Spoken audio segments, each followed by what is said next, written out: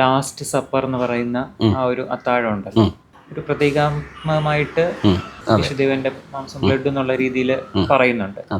അത് എന്താണ് അതിൻ്റെ ഒരു കൺസെപ്റ്റ്? മോശ എന്ന് പറയുന്ന വ്യക്തി ആ ഇസ്രായേൽ എന്ന് പറയുന്ന ആ ജനതയെ ഈജിപ്തിൻ്റെ അടിമത്തത്തിനകത്തുനിന്ന് വിമോചിച്ചു കൊണ്ടുവരാൻ വേണ്ടിയിട്ടുള്ള ഒരു നായകനായിരുന്നു. പല രീതിയിൽ പല പ്രാവശ്യം ഇവരുടെ ഒരു റെസ്ക്യൂ അദ്ദേഹം അവിടുത്തെ രാജാവുമായിട്ടൊക്കെ കൂടിയാലോചിച്ചിട്ട് അതെല്ലാം ഫെയിലുവറായി.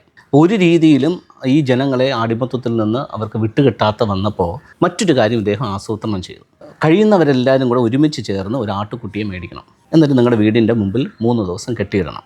ഇതിനെ എല്ലാവരും ഞാൻ പറയുന്ന സമയത്ത് ഇതിനെ അറുക്കണം. അറുത്തിട്ട് അതിൻ്റെ രക്തം എടുക്കണം.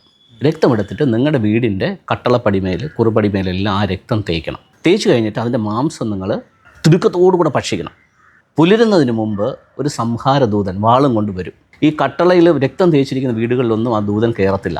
ബാക്കിയുള്ള വീടുകളിലെല്ലാം ആ ദൂതൻ വന്നിട്ട് അവിടുത്തെ ആദ്യ ജാതനെ വെട്ടിക്കൊല്ലും. സോ ഈ ഒരു ഇൻസിഡൻറ്റ് നടന്ന് അടുത്ത ദിവസം രാജാവിനും അവിടെയുള്ള ജനങ്ങൾക്കും ഭയങ്കര ഭീതിയായി.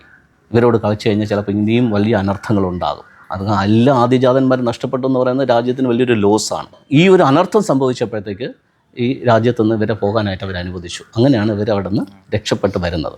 അപ്പോൾ മോസസ് പറഞ്ഞു, എല്ലാ വർഷവും നിങ്ങൾ എങ്ങനെയാണ് അവിടെ നിന്ന് രക്ഷപ്പെട്ടു എന്നുള്ളതിൻ്റെ പ്രതീകമായിട്ട് നിങ്ങളുടെ അനന്തര തലമുറ ഇത് ഓർക്കാൻ വേണ്ടിയിട്ട് എല്ലാ വർഷവും നിങ്ങൾ ഇതിനെ പെസഹ എന്ന് പറയുന്ന ഒരു ആചാരമായിട്ട് ആഘോഷമാക്കി അനുവർത്തിക്കണം.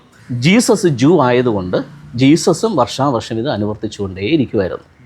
ജീസസിൻ്റെ ഡിസൈപ്പിൾ. കാരണം ഇത് മസ്റ്റായിട്ട് അവർ ചെയ്തിരിക്കണം എന്നുള്ളത് റൂളായിരുന്നു. ഇനി നിങ്ങളോടൊപ്പം ഞാൻ ഉണ്ടാവത്തില്ല എന്ന് മനസ്സിൽ തിരിച്ചറിഞ്ഞിട്ട് ഇത് ഞാൻ നിങ്ങളോട് കൂടെ കഴിക്കാൻ പോകുന്ന അവസാനത്തെ പെസഹയാണ്, ഇനി ഞാൻ പെസഹ കഴിക്കത്തില്ല എന്ന് ജീസസ് ഉള്ളിൽ അറിഞ്ഞിട്ട് ശിഷ്യന്മാരെല്ലാം വിളിച്ചിരുത്തി അങ്ങനെ നടത്തുന്നതാണ് ഈ ലാസ്റ്റ് സപ്പർ. അത് ശരിക്കും പെസഹയാണ്. അപ്പോൾ ജീസസ് അവരോട് പറഞ്ഞു, ഇനി ഞാൻ നിങ്ങളോടൊപ്പം ഉണ്ടാകത്തില്ല.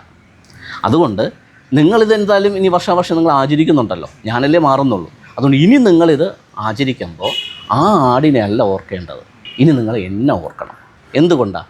നിങ്ങളുടെ ഉദ്ധാരണത്തിന് വേണ്ടി ഞാൻ എൻ്റെ ജീവിതത്തെ ബലിയാക്കി തന്നു. രക്തം വിയർപ്പാക്കി അധ്വാനിച്ചെന്നൊക്കെ പറയുന്നത് പോലെ എൻ്റെ രക്തം ഞാൻ നിങ്ങൾക്ക് തന്നു, എൻ്റെ ഈ ശരീരത്തെ ഞാൻ നിങ്ങൾക്ക് തന്നു, നിങ്ങളുടെ ഉയർച്ചയ്ക്ക് വേണ്ടി, നിങ്ങളുടെ സ്വാതന്ത്ര്യത്തിന് വേണ്ടി.